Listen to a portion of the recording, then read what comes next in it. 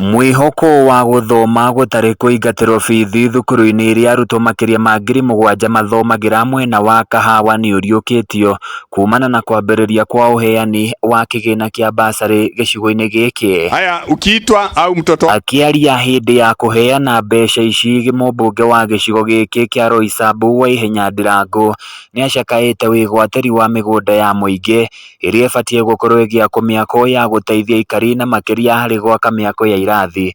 Indi akirahira na kuga ni marikite gucokia icunjĩ imwe cia migunda ĩno.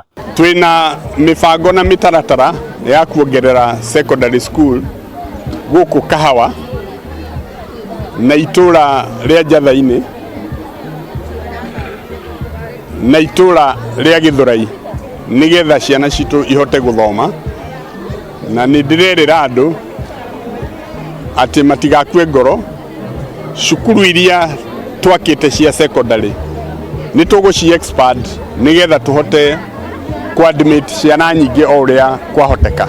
Waihenya ningi ni oritie aikari gicigo-ini giki metikire kumuhe itĩna ria gatatu ta mũmbunge wao niguo ahote kurikiriria tabarĩra iria itigarite hamwe na kwambĩrĩria ingi cia bata.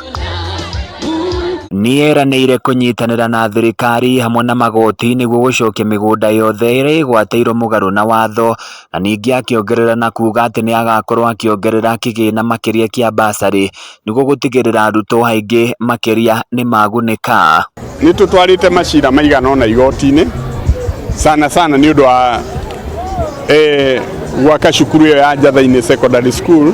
Ni turarũĩrĩra kiwanja kiria gwakwo na ni twetereire uheani wa title guku Kameme squatter settlement scheme nigetha tugie na kiwanja gia gwaka Kameme secondary school na Kameme primary school. Aciari aria magunĩkĩte na ũteithio ũyũ wa kĩgĩna gĩkĩ ni macoketie ngatho makiuga ni makamũnyitirĩra gĩthurano-inĩ kĩnene. Atigĩirwo nĩ nyina oro tene na nĩ ndĩmarerete na ti ũmwe mara nĩ atatu, no othe gutire mundu utari cukuru. Umwe ni ararikirie form 4 na athomete na bursary ino.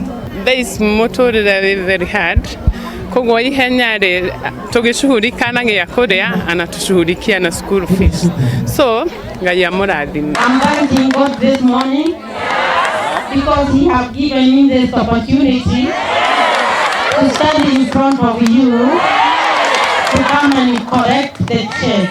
Handu-ini ya Kameme TV ni njĩtagwo Francis Mwangi wa Wawira. Correct the church.